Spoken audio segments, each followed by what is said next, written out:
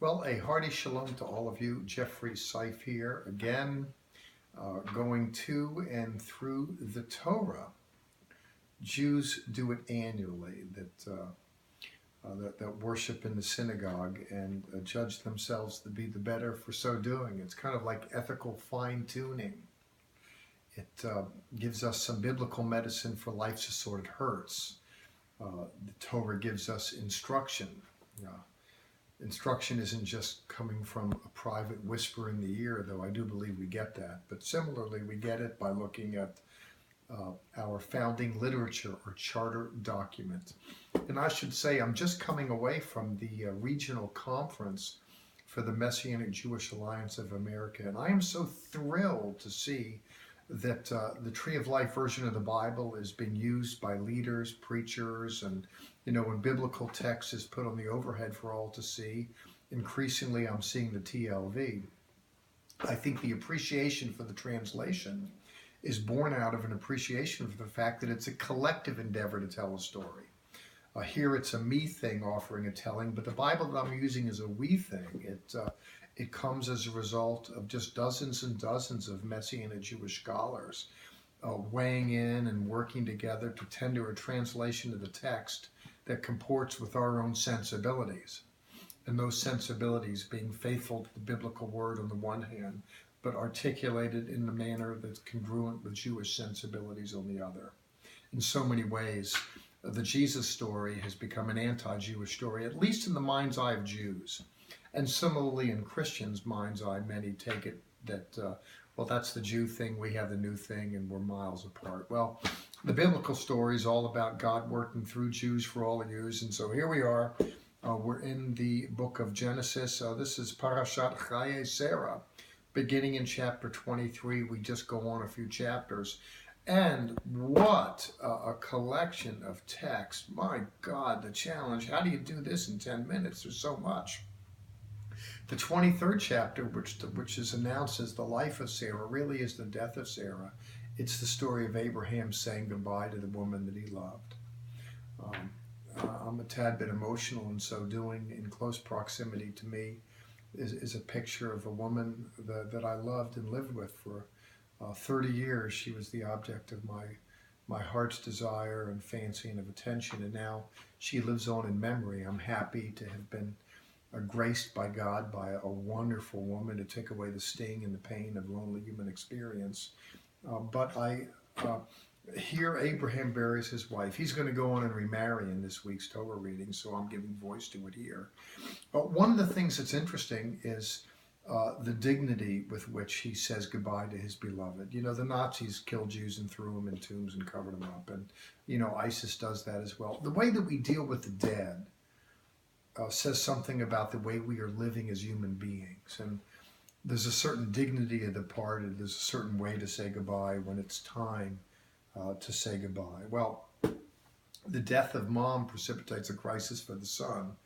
And that happens in families, by the way, that, the parent dies, and the problem, so many ways, is with the living that carry on. Well, Isaac's not a happy camper. He was really close to his mom, and dad thinks, with mom's passing, this might be a good time to go find a woman for that boy. Well, he wasn't a young guy, so I think that he was probably hanging around mom a little bit too long. But Abraham beckons Eliezer, a trusted steward, to go off to Syria and find someone in the home country. And it's a fascinating story there in the 24th chapter. He's not looking for beauty and money. He's looking for a woman, check this out, who loves animals. He prays and says, look, Lord, send a woman that when I come into town, she's not only going to be kind to me, but will be kindly disposed toward the camels. Very interesting in the 24th chapter. Inasmuch as the way that we deal with the dead says something about the way we are living, similarly, the way that we deal with animals. We need to deal with animals in a way that proves up that we're not just animals. Every day in the animal kingdom, animals get up and they sniff around. They either get a meal or become a meal. We have a lot more cerebral cortex here. We have base instincts that our brain wants satisfied, but we have a lot more than that. So there's room there for ethical components. And someone who's kind toward animals, as this woman is, she sees the camels there by the well and says, look, stranger, I want to take care of you, but let me get some water for your camels. And camels, by the way, are tractor trailers of the desert. They don't get quenched easily.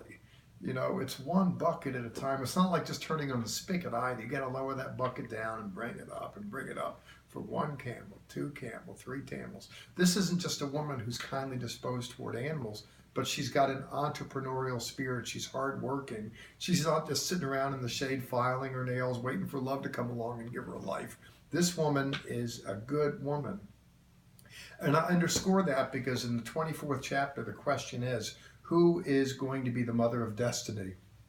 I mention that because Abraham has destiny and providence riding on him.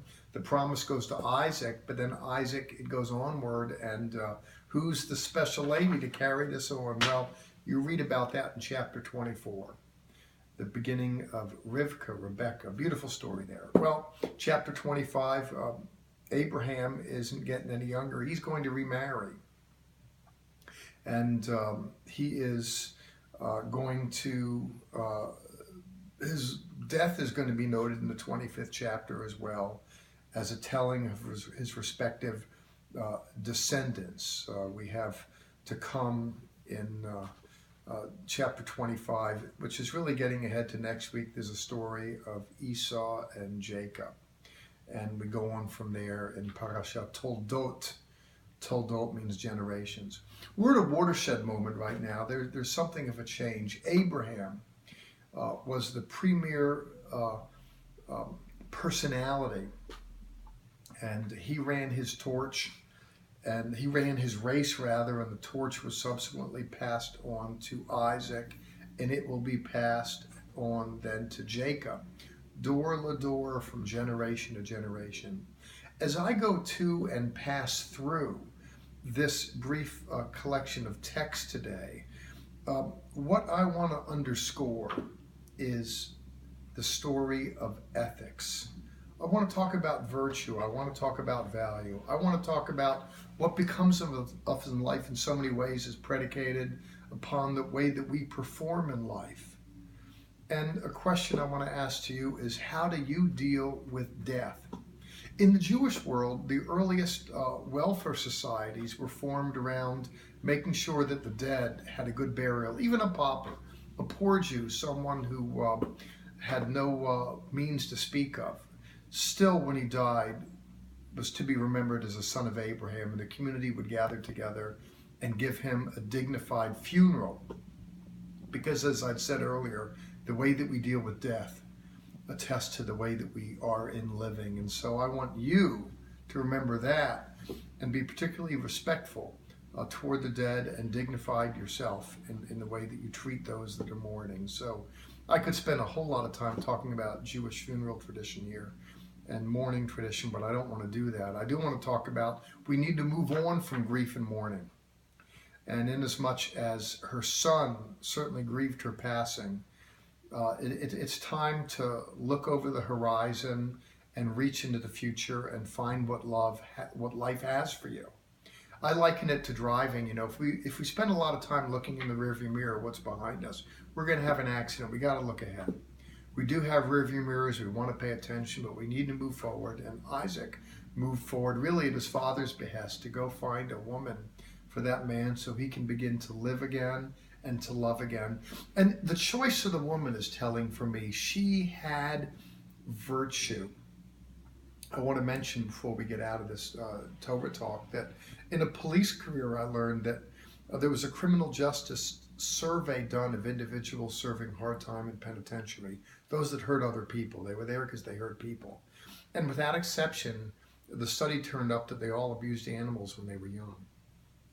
People talk about drugs as a gateway drug. A lighter drug is a gateway to a harder drug. Well, abusing animals is a gateway to abusing human beings. In fact, I was told as a police officer in a briefing that if you're dispatched to a call for service and you go to the home and you see neglect or abuse of the animals in the home, a dog or a cat, you should just assume that the same is happening with Homo sapiens in the home. Because if you do one, you do the other. We want to be kind to animals. And this woman so beautifully demonstrates that in her wanting to be kind. Well, may the Lord bless you and keep you. Thank you for going on a little journey with me in the TLV as we walk through time and space together this year and consider the Torah portions that Jews read weekly. God bless you. I'll see you next week.